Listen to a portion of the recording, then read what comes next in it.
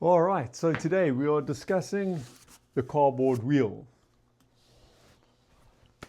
When and how I use it, why I like it, how to find an angle on any wheel, and how to come back to the same angle every time on that wheel. We're going to discuss how to make one of these, and we're going to discuss how to balance and maintain it with a couple of little built-in safety features there for both you and the knife, not in terms of use, but in terms of how this is manufactured and installed. And then we're going to come back to the angle and we're going to do a proof of that angle in a little geometry drawing. So when do I use the cardboard wheel? How does it fall into my progression and what does it do? So my progression at the moment is typically a 120 Klingspor to a 240 Klingspor that will create bevels, refine the scratch pattern somewhat, and then onto an extra fine Scotch-Brite belt, which will start to reduce that burr, refine the scratch pattern a little bit further, and start to actually remove the large parts of the burr.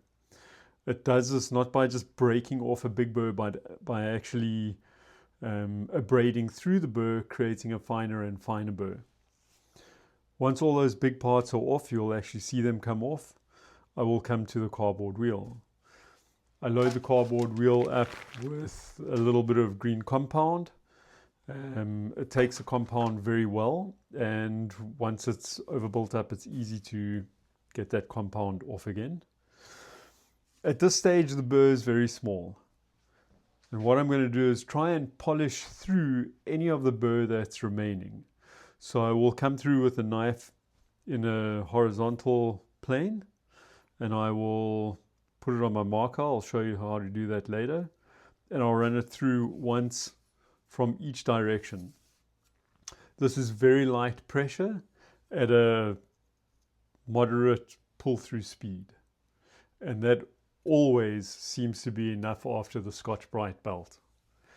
I'll then go onto the yellow felt belt, and I'll give a couple of passes on each side with that, and that will clean up the tiny folded over, I think they call that the foil burr, that may or may not be left on the very apex. And that'll create an extremely bitey and sharp edge. What I like about this wheel is that it's got a little bit of give. So if you're a little bit off on the angle at this point, you're not going to destroy your bevels.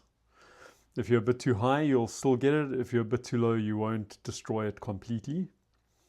But also, the softness of this wheel allows the little rounded over edges to fit in nicely into serrated knives. So even with a smaller or larger serration, this soft corner will get in there and really polish that up. And then I just do the backside on the flat. This is an easy wheel to maintain, which is one of the reasons I like it. And it's really cheap and simple to make, which is another reason I like it. To load it up, you just run the compound across it while it's spinning, and to clean it up you just take a low grit belt, a used one preferably, and as it's spinning you just apply a tiny bit of pressure. You don't want to bog the motor down, and you take off the top layer, and then it's ready to reapply. That you don't have to do very often. I probably do it, I don't know, once every 100 or 200 knives. I like to have this wheel a little bit bigger. I'll show you when I do the geometry why this is the case. But the bigger the wheel, the more tolerance there is for movement without destroying your angle completely. So far in this progression, this wheel has been outstanding. What it won't do is refine the burr from a coarse grit 120 or 80 grit belt and remove it. That's too much. the burr will be too hard and too coarse, and all it's going to do is take layers off your wheel. When you're making your cardboard wheel, you might want to consider what the angles are that you use most often. For me, it's 15, and then I just adjust by feel from there, but you could draw multiple lines on your wheel. This will allow you to easily find where you must hold the knife on the wheel. So if I've got a line and I draw another line at an angle to that line, in this case 15 degrees, if I have this line vertical and I have my knife level where the second line is, the angle of contact is going to be 15 degrees. And how to come back to that same angle every single time is super simple. You stand where you would normally stand with the machine where it normally is. You line your vertical line up vertically. Place your knife horizontally touching your degree line, and look at the motor or the bolt. In this case, for me, usually the edge of the knife will line up with the inside of the shaft, but you can make a mark on the motor wherever is most convenient. And that way, every time you come back to the machine, keep your knife flat, line it up with your marker, and you'll be on the same angle. And that'll work on any wheel. I'll do the proof of the geometry in a little while. Making a cardboard wheel is really simple. You just need a little bit of time and a couple of simple tools. First, you need something to draw the circle. It can be a compass. It can be another wheel that's to the correct size, maybe a grinding stone off the machine. You can use a pen, a nail with a piece of string between it. But whatever you do, you have to be able to find the center of at least one of those circles so that when you drill your hole, it's in the middle. If that hole is off by a quarter of an inch, you have to take a quarter of an inch of cardboard off most of that wheel when you're trying to balance it, and that will be really messy and take a long time.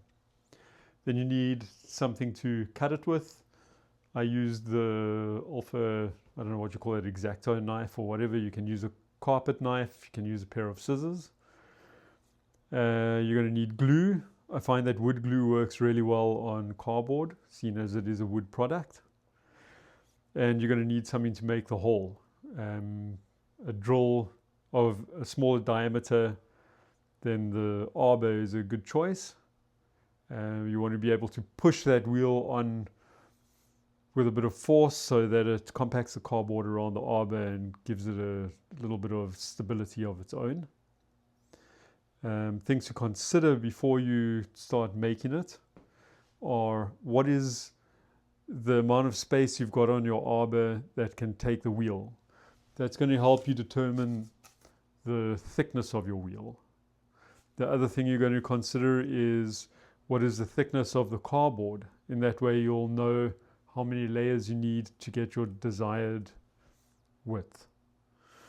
And when you're gluing it up, you want to put each layer at a slightly different angle. That'll give it rigidity. When you're gluing, you also don't want to extend your glue to the edge of the wheel, because where the cardboard comes together, that's going to make a very hard line on each join, and that's not going to be good for finishing a knife. That's going to damage the edge where you've taken your time and care to make it as nice as possible already. Okay, installing, safety, etc. There are a couple of things worth noting here.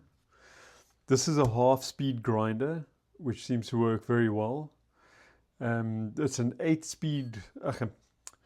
8-inch wheel, but I've made a 9.5-inch wheel. So it's a little bigger, which means you get a little more surface speed off it. Always remember, as in any stropping stage, you have to go edge trailing. The safest way to do this would be to cover the rest of the wheel so that you only get the part moving away from you. If this wheel is spinning towards you and it bites the edge of the wheel, of the knife, which it will, it's going to throw it at you very hard, and that could be a fatal mistake. So always away from the edge.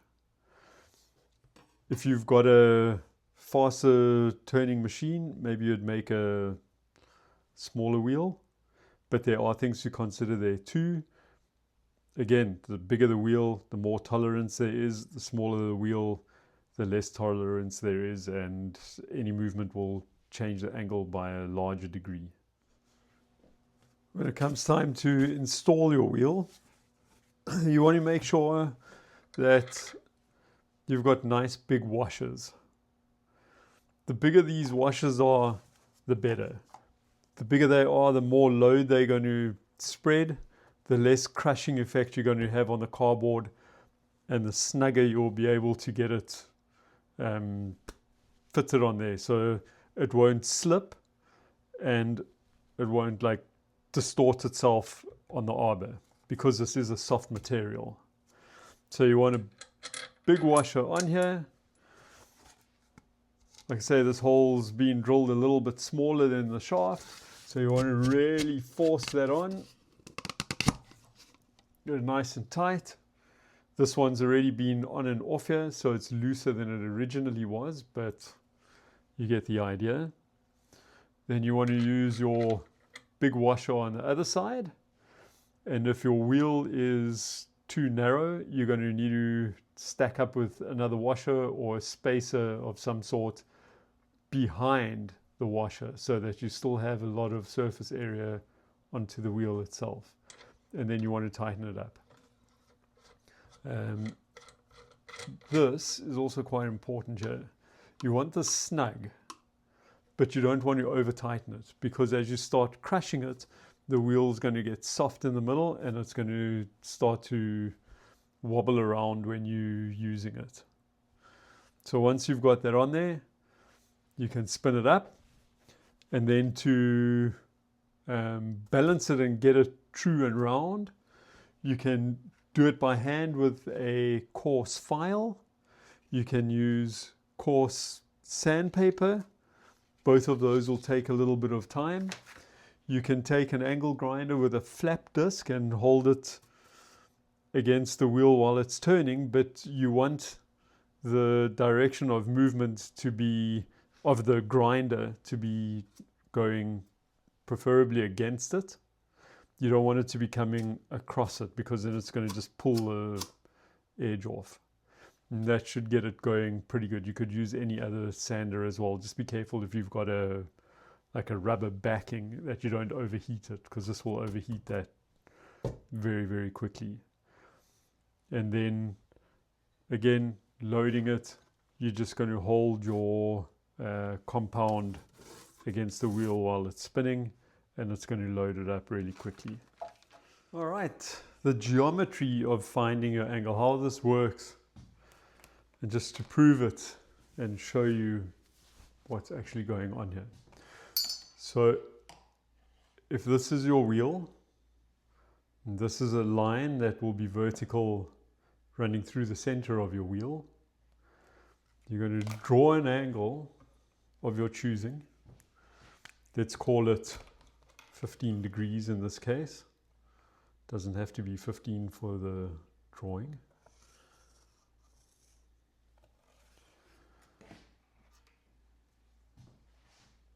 You're going to draw a tangent to this. This is a 90-degree angle over here. This is 15 degrees.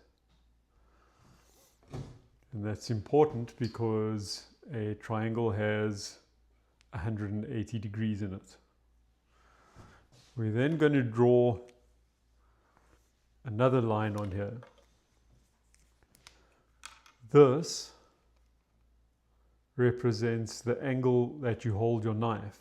So if you're holding your knife horizontal, like flat, it will form a 90-degree angle here,